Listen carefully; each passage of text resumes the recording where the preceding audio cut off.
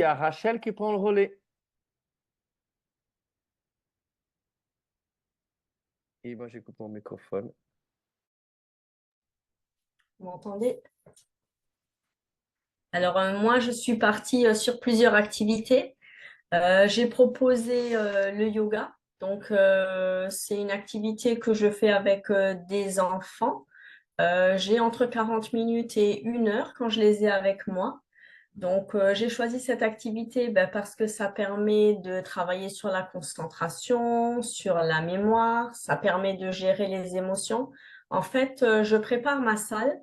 Je me suis fait des petits supports. Alors, je vais pas, je sais pas si là vous allez les voir.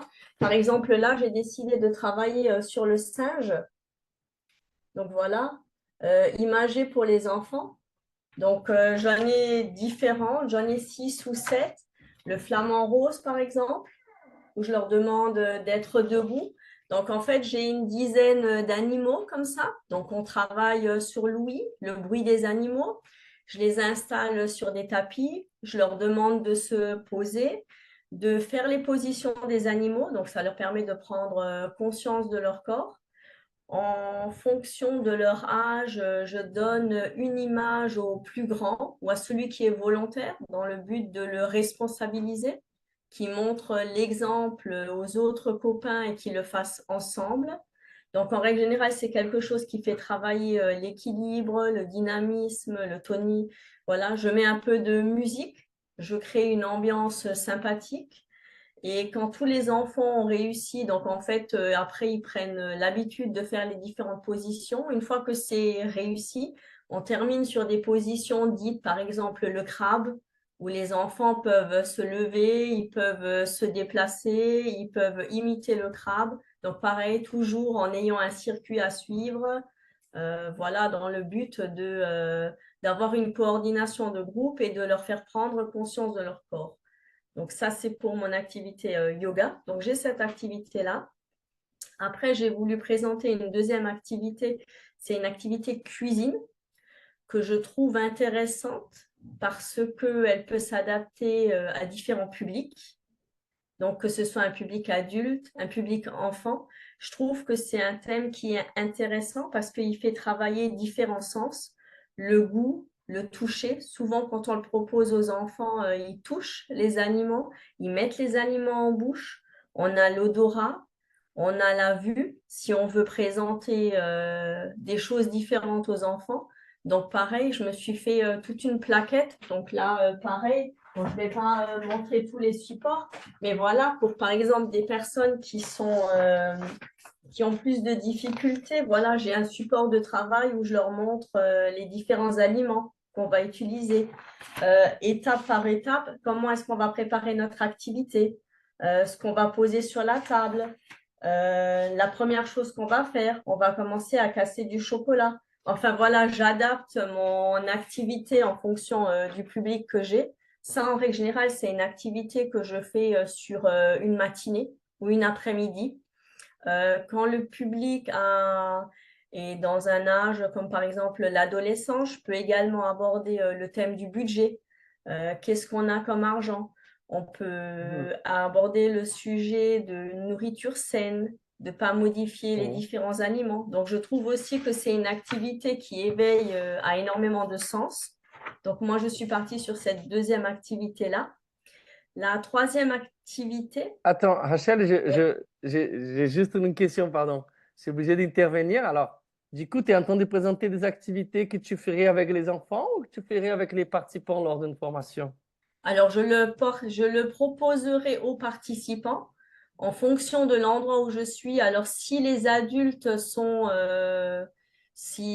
travaillent avec des enfants, par exemple, je leur proposerai pourquoi pas une activité de détente qui pourrait être axée Ah, sur du d'accord. yoga. Accès pour qu'ils puissent pratiquer derrière. Ok, Voilà, j'ai ouais, moyennement ouais. compris. Avec Et bien puis, sûr, j'ai tout un support de travail avec quand on met en place une activité, pourquoi on la met, sur quel thème on va travailler, pourquoi ouais, est-ce qu'on travaille cette activité, c'est quoi les objectifs, quelles sont les attentes d'une activité.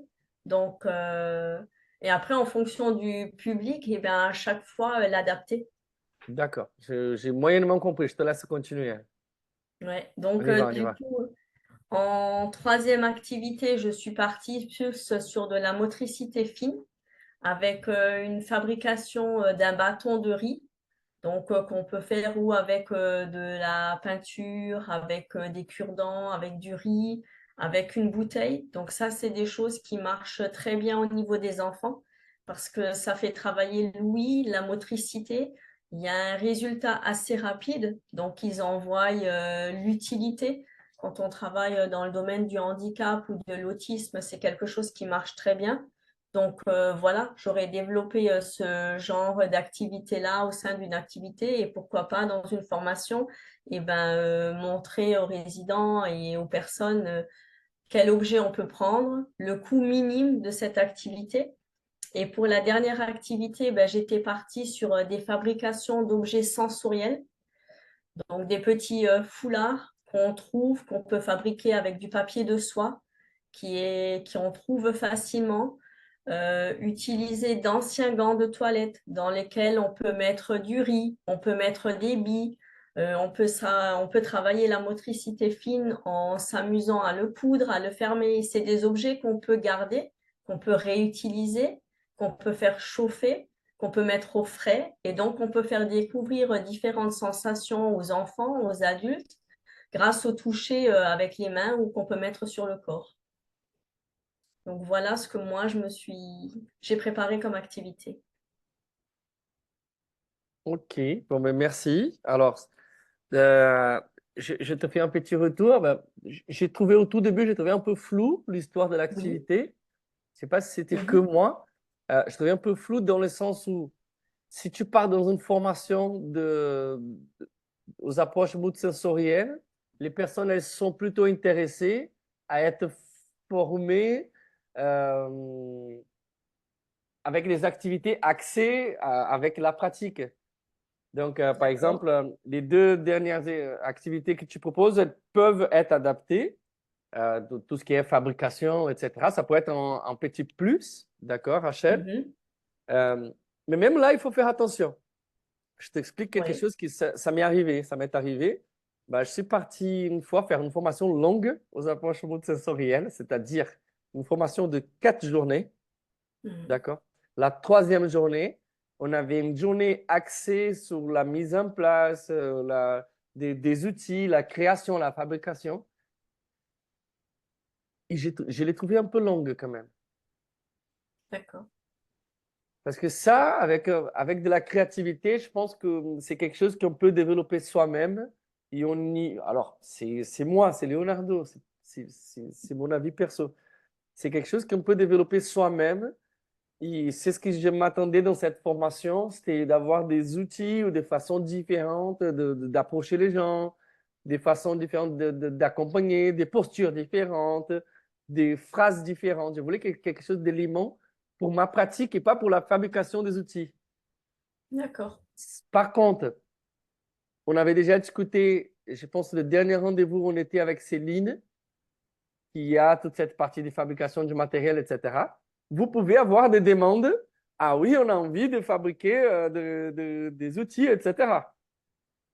On a envie on n'a pas, il existe, cette demande, elle existe aussi. Mais figurez-vous que cette semaine, il y a quelqu'un qui m'a appelé, je ne sais pas d'où ils étaient, ils ont dit, ah, ben Leonardo, on vous appelle parce que on a une colonne à bulles, il a l'ampoule de la colonne à bulles, on ne la trouve pas. Est-ce que tu ne peux pas nous la commander quelque part? Est-ce que tu peux pas nous dépanner? Je dis, oh bah, moi, je ne fais pas de dépannage de matériel comme ça. J'ai même pas les droits. C'est un peu ça. Mais il y a toute demande. Ça risque de vous tomber dessus. Par contre, attention, en tant que formateur, les activités il faut qu'elles soient centrées sur la pratique. Après, derrière, tu me dis, Rachel, oui, mais du coup, j'adapte. J'ai envie de leur faire sentir qu'est-ce que les enfants ils vont ressentir. Donc ça, c'est très bien.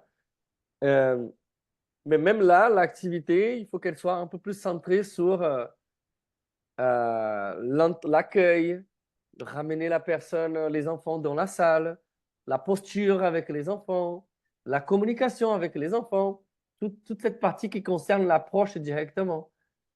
Comment je fais quand il y a un enfant qui crie, qui saute, qui embrasse le matériel, qui lèche le matériel, ou qui ne veut plus partir, ou qui dort. La formation, il faut qu'elle soit axée dans quelque chose de plus pratique. D'accord? D'accord. Mhm. Est-ce que quelqu'un d'autre a des questions de colocation? Moi, j'ai une question, Leonardo, sur ce que tu viens de dire.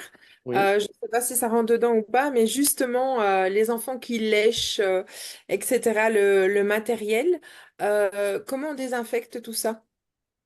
Comment on nettoie l'eau et du savon chaude où il y a, je sais pas, des produits spécifiques ou ça m'intéresse parce que moi, je fais avec de l'eau et du savon chaud, de l'eau chaude et du savon. Je sais que les huiles essentielles, voilà, pour les enfants, c'est pas top. Donc voilà, mais à chaque fois, je me pose la question, en fait, quand je les Mm. vois. Alors, ça, c'est C'est- chaque établissement aura sa façon de le faire. Mhm. Alors, Marine, elle va pouvoir nous dire plus. Elle a déjà les yeux là qui tac, tac. Elle s'y connaît dans tout ce qui est Oui, le normes. cadre, je me Oh souviens. là là, les normes, Je etc. Et t'écoute, là, là, Marine. allez. Mais l'eau et du Si tout va savon, bien. ça désinfecte. Je ne sais pas si c'est assez, Marine, je te laisse prendre le relais. C'est pour ça qu'on est là ensemble. Non, non, enfin, alors du coup, je sais pas, je rebondis sur quoi? Ben, sur Comment on les nettoie? questions hygiène, nettoyage, etc. Alors, Bah, moi, je après, pars d'un ça, principe très basique. Ça ouais, dépend du matériel déjà, Bah oui, c'est oui. ça, comment il est voilà. constitué. L'eau et du savon pour la colonne à bulles, c'est top. Ouais. Alors, est-ce que...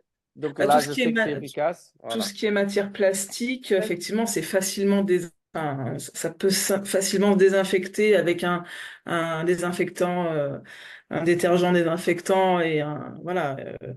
Après, tout dépend du. Là, il faut faire super attention par rapport au produit en lui-même, en fait, parce que Mais oui. il y a des produits où il faut laisser agir, il y a des produits où faut rincer, il y a des produits.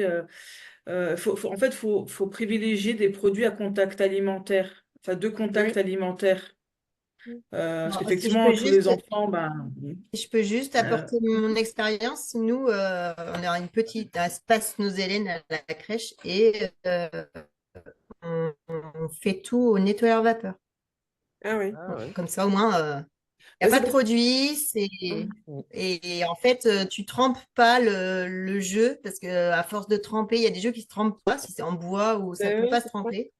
Donc, voilà, on fait tout à la vapeur. Parce que là, je pense, moi, j'ai alors, du mal avec plein d'élastiques, tu sais, pour nettoyer tout ça.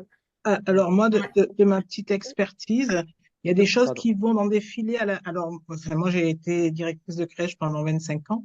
Mhm. Il y a des choses qui vont à la machine à laver. Oui, ça aussi, oui. Ouais. Voilà. Ouais. Déjà, dans un filet à la machine à laver. Après, il faut regarder les protocoles parce que, alors, ça dépend des enfants.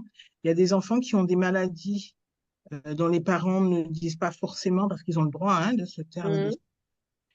là-dessus, qui pourraient générer des situations microbiennes ou au contraire, les situations microbiennes peuvent venir les perturber. Donc, les parents sont en droit de dire quelque chose, en tout cas légalement. Mhm. Donc, il faut regarder les produits en fait que l'on utilise, ce qu'il est conseillé, peut-être demander à la PMI. La PMI, elle est en. Alors, Mm. je sais pas, vous êtes en Belgique. Je crois que c'est. Oui, Alors, voilà. Donc, oui. nous en France, en tout cas, c'est la PMI. Mhm. Demander en matière de conseil, qu'est-ce qu'il est bon de faire. Et elle va vous orienter normalement sur des produits. Il faut regarder si les produits sont à poser ou si c'est des produits à rincer. Mm. Ouais. Voilà. Donc, Ok. il y a quand même une législation qui est assez lourde par Mhm. rapport. J'entends plus. Merci beaucoup. à rien. C'est répondu, Céline? Il faut chercher là-dessus. Je pense que ça dépend. C'est chaque établissement un peu qui prend le relais. Voilà, je pense qu'il. Ça, Alors, pour le coup, c'est l'établissement chez moi que je me disais, parce que moi, j'ai pas une crèche, j'ai les parents mm, qui arrivent avec les enfants, donc c'est tous des enfants Oui, c'est ce que différents j'avais qui jouent tout le compris. temps ouais. plusieurs fois par jour. Et donc, c'est là que je m'interroge, que je suis attentive et que. Mais moi, ouais, ok. Ça va. Mais Merci. même sur les établissements, quand on est en libéral, c'est à nous de faire la preuve que notre matériel est désinfecté. Mhm. Mm, Ouais, mm, ouais. mm.